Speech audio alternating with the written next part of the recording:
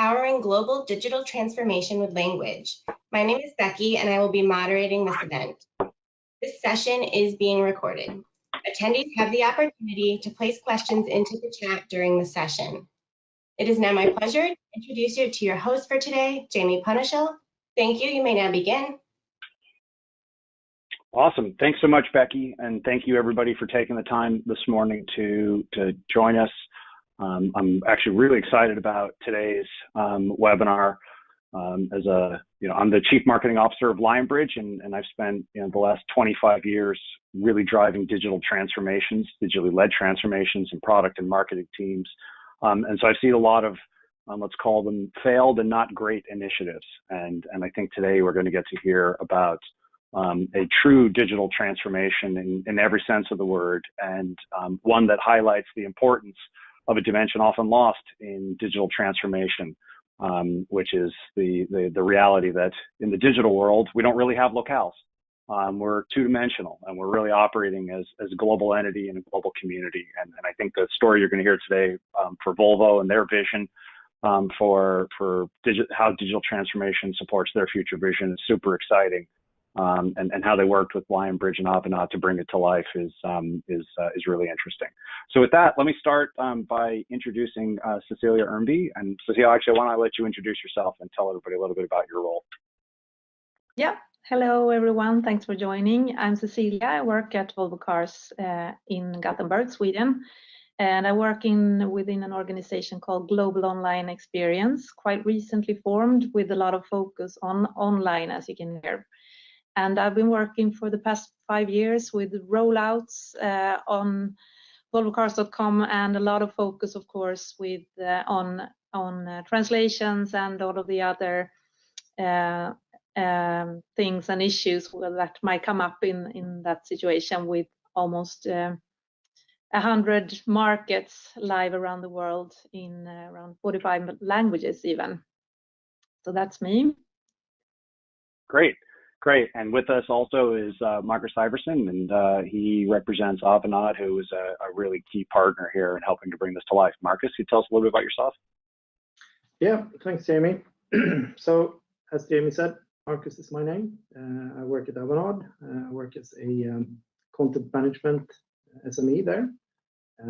I've been working with Cecilia for 5, almost up to 6 years now on Volvo as well, within the same department as she was mentioning before.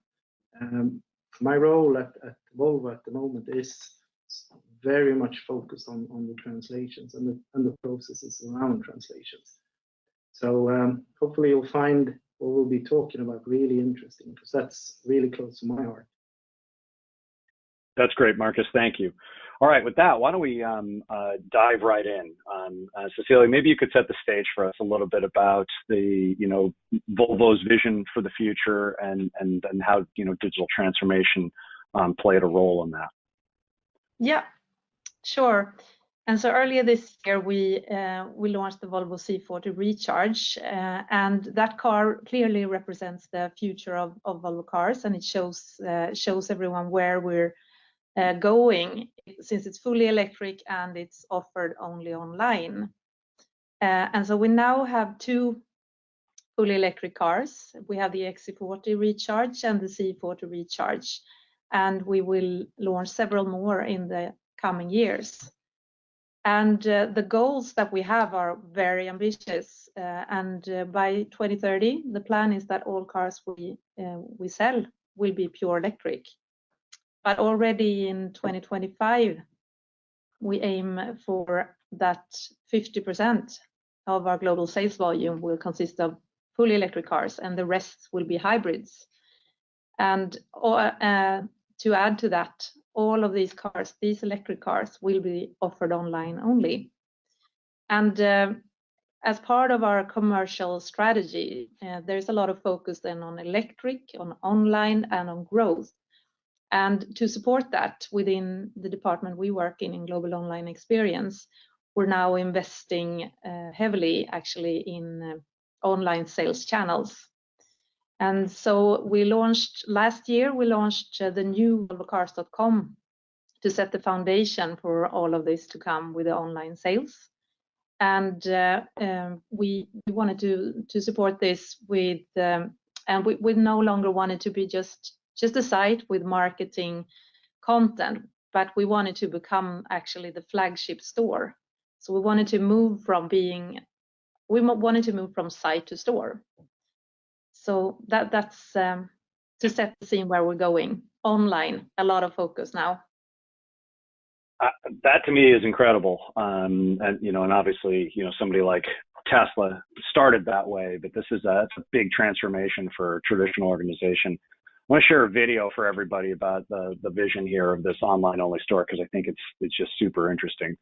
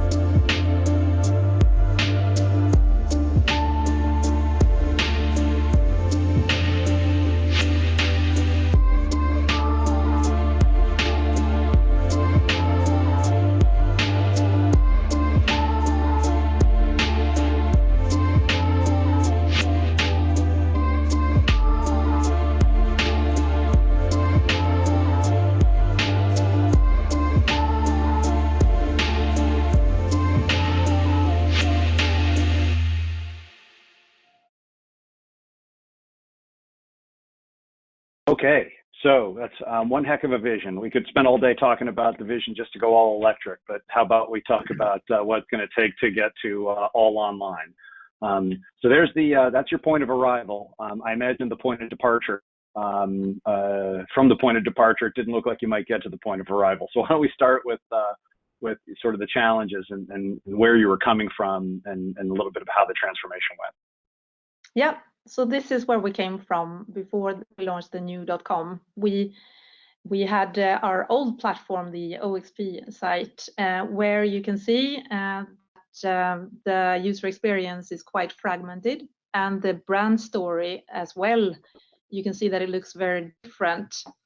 And as I mentioned before, we have around almost 100 sites around the world and in 45 languages, and 200 million visitors annually. And so this is what the XC60 product page used to look like before. And this due to how we worked, we had a process where we had a central team that worked on and developed a master page that we set up in Sitecore, our CMS. And then we communicated this to the markets that, hey, now this page is ready for you to implement and start translation and launch yourselves when ready. And that was good. We trusted in the markets, but also we have, of course, a situation where we centrally have wanted to launch something, but markets also are a lot focused on sales. The bigger markets, they have big teams around them with analytics and SEO skills and all of that. And since they had access to edit their sites themselves, it caused that every page started looking different because they wanted to promote it maybe in a different way than other markets wanted to.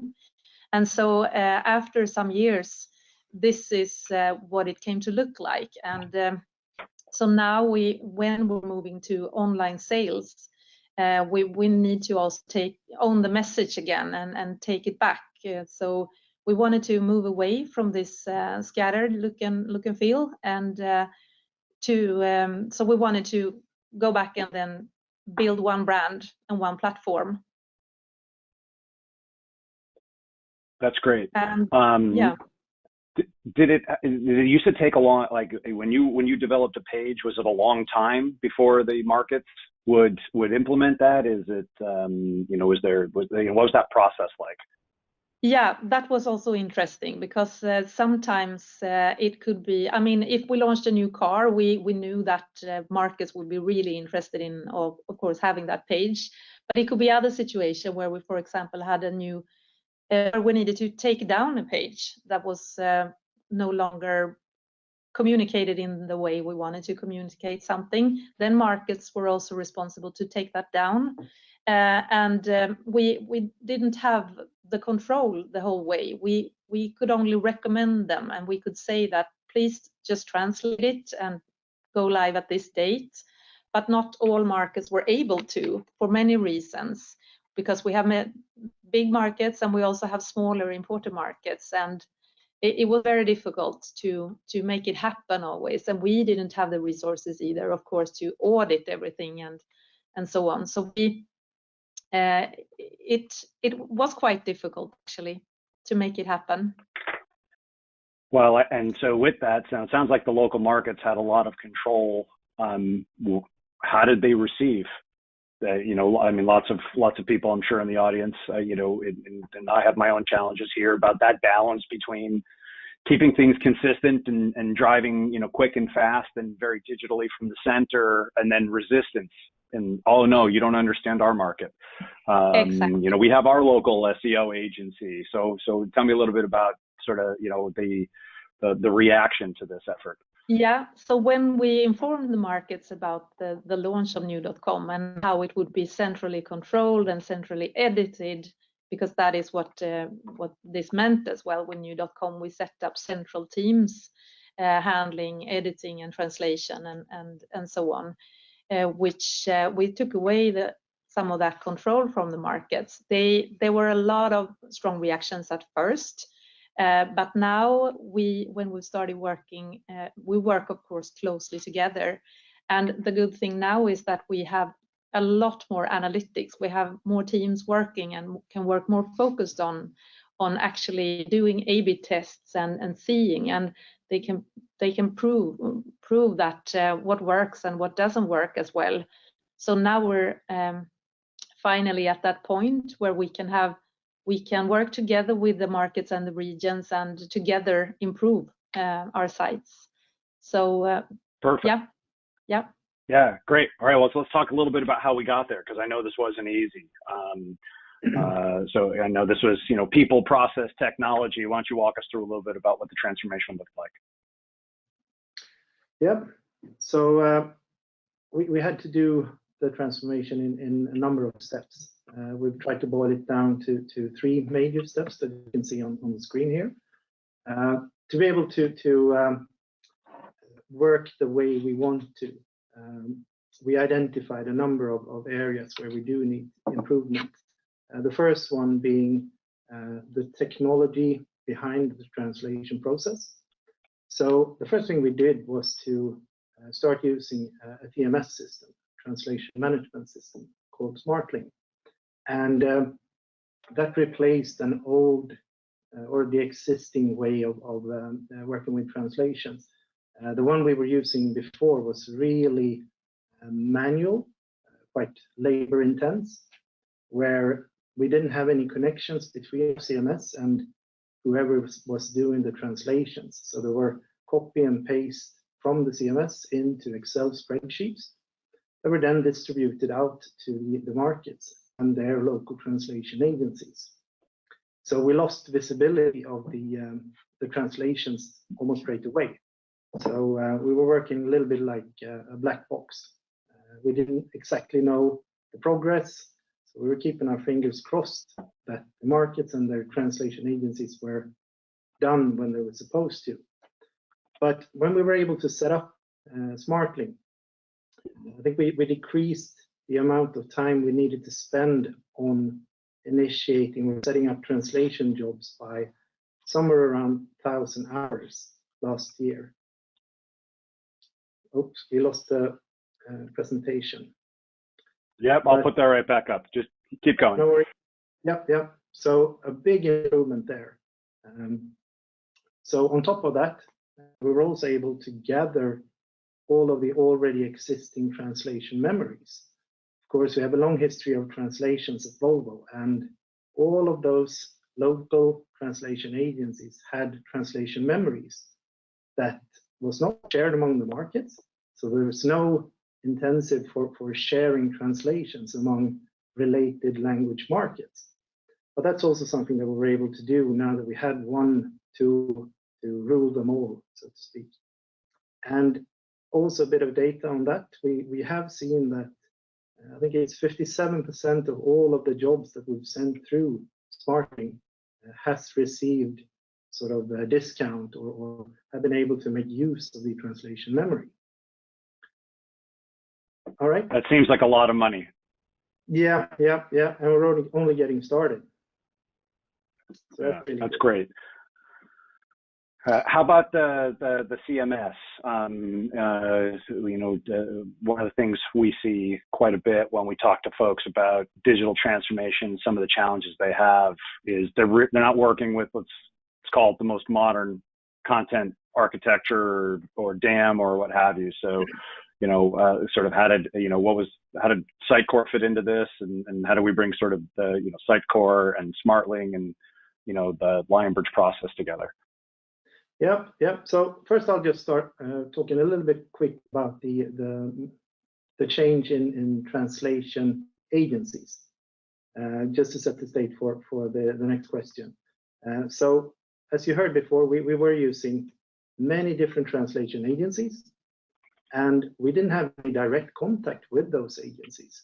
So once again, coming back to the black hole I was talking about before, but that was a real big challenge to achieve what we saw in the previous slide. So what we did was to make translation a corporate or a central responsibility. We are now in control over the translations. And at the same time, we did start working with Lionbridge as well, which is an excellent partner for us when working in more of a central way. So Lionbridge is doing the translations for all of our languages now, which makes it lots easier to place demands on timings, requirements. We don't have to coordinate with all the markets and with all of their translation agencies. So that's also a big improvement. Another thing that we were able to put in place at the same time was a renewed or a central focus on search engine optimization. So what we did was to alter our translation workflow to include a step where we actually look at the translated content to verify that the search engine optimization we did on the master content carries over to the translated content and is suitable for the local context, which is also a great improvement. Which brings me to the question you asked before. Regarding Sitecore and the connectability or Sitecore's ability to man up to our needs when it comes to content management and also the translation process. There is excellent connectors between Sitecore and Smartling. So setting up translation jobs at the moment, it's a matter of seconds or minutes compared to hours before. So we're definitely in a better position when it comes to those areas now. We did some changes to the way we work with our CMS to be able to work the way we want to. And as you can see in the third bullet here, we did upgrade our Sitecore CMS to the latest version. And at the same time, we did restructure the whole content structure in Sitecore to allow for more control from our end. As you saw in the starting slide, there were not a whole lot of conformity among those pages, but now we're making the life cycle of our pages a corporate or a central responsibility. And in order to achieve that, we've set up, as Cecilia was talking about, a digital publishing or a central publishing team that handles all the publications along with the markets. So we join up with them when we have products that's ready for launch, and we do the product review with them, making sure that the products or content that we are planning to publish works for their context. But of course, over time, we do see that it will not be possible to get the velocity of publishing if the digital publishing team is the only team that will do publishing. We will become a bottleneck. So to overcome that, we are starting to allow for local both editing as well as publishing. But what we've set up what we've set in place is a localization framework, and that comes in 2 layers or in 2 different aspects. There's one thing is to understand what content you can change and what not, and that can be quite tricky to have information on that for every bit of content on your site. So what we've done is set up a color coding. So we have a storybook site. Storybook is a place where you can sort of demo your content structure. And for each of the pages and each of the components, we've attached a color coding so that the markets can know exactly which content to work with and which content to sort of stay clear of. And along with that, we also have content guidelines, so they know exactly what content they can add on specific pages. And how's that go? How's the reception been? Yeah, it's really good. I think we were expecting some pushback, but once the markets got to see the new, as you saw in the short video, once the markets got to see the new site, we were able to overcome the initial hesitations. Yeah. I know you said there's a big focus on SEO. Have you seen the numbers bear it out? Is there, in the end, and I think you said this, Cecilia, the markets, they care about their digital control, but what they really care about is sales. And so as long as this is going to help them drive more sales, they will, I'm sure, be very happy with it. So how's the SEO improvements played out? Yeah, I don't have any facts here. That could be maybe another conversation that we could have, but it's that is also something, because SEO was, as we said, in the markets before. We didn't have any a team working on it centrally and reporting, which we do now. They report monthly how it's going. They work closely with the regions and the markets, collecting keywords, educating the market, and also, of course, there is a dialogue with Lionbridge as the central translation agency in doing transcreation and in improving, adjusting the translations according to the research that has been done in the SEO area. And also there is to set tone of voice. It's not SEO, but it's still to get that one voice or brand consistency. There is also education and dialogue, of course, regularly with the translators in Lionbridge to agree on that. That was not possible before, when we had translators in each market to actually set that to get that across all markets. That's another good thing. Yeah, on top of that, we've also added, we reached out to the central search and optimization team to get master SEO keywords translated into the major markets, and those have been added into the glossary of the TMS. So they all stand out when the translators are working on translations. And of course, then they will reuse the approved translations for these keywords as well. Great. So why don't we look at, Sorry, go ahead, Cecilia. I didn't mean to cut you No, off. I was just going to say that SEO is so much, and it can be small things and bigger things. It can be like everything from alt text to page titles and things like that. A lot of that fell between chairs, as we say in Sweden, before, but now we take control of that as well. So many tiny things which would improve our ranking. So anecdotally, it feels good. We'll have some data soon. We'll have to get you back here in 6 months to see some of the improvements.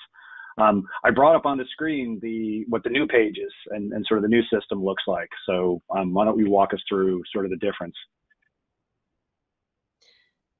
Yeah, as you can see, I don't remember if you remember the starting point, but this, as you can see, looks a lot. It's more. They look the same, even if it's UK, Germany, Belgium. You see the same XC60 product page, same model year in those 3 markets, another model year in China and US, and that is why those two pages look different than the other ones. So a lot more consistent sites now. Right, yeah. And this led to you guys just had a campaign launch, right? The new campaign is out that supports this. Yes, we had in March this year, we were able to, I don't think we've ever launched so many things at the same time. We launched the C40 Recharge, the newest pure electric car. We also, and on that theme, which was sustainability, we launched this campaign, the ultimate safety test. And there was also other things. We started selling the XC40 BEV online in that same week as well. And we also have our subscription model, which was also launched in Sweden actually that week. So many things launched at the same time, which wouldn't have been possible to do with this control and in this efficient way previously. And did you get to sleep that week? That seems like an awful lot to do all in 1 week. Some people didn't, probably. We come to the end here because it's a lot of information in a very short period of time. So this has been a big transformation, a lot of moving parts, as you noted. Whoops, I wanted to give everybody this. Having gone through it, what would you have done different? What do you look back and say, geez, I really wish we had done that? Any learned lessons, or I wish we could have that stand out for you? That would have made your life just a little bit easier getting to this point. I mean, it's an amazing job to get here, but always you look back and say, man, I wish we knew that. That's a good question. The quick answer, I wish we started earlier. Yeah. Especially with the tech parts of the translation process. As I said before, we didn't get much pushback on that. I think that's something that every market has enjoyed. Definitely. Yeah, I agree. All right. Well, I want to respect the clock and everybody's time. Marcus and Cecilia, thank you so much for sharing this journey. I know the campaign just launched in March, and some of this is just rolled out, so some of the data is early. But I would love to invite you back in 6 months or 9 months, and when we can really look back and see just how much better the performance has been, and how successful you've been in driving to an online only sales universe from site to store, which I just think is again, true representation of digital transformation, something quite difficult for lots of organizations. Thank you for your time and for sharing your story. Thank you to everybody who's joined us today. Our contact information is up on the screen. If you have any follow-up questions for any of us, I really appreciate your attendance, and everybody enjoy the rest of their day. Thank you.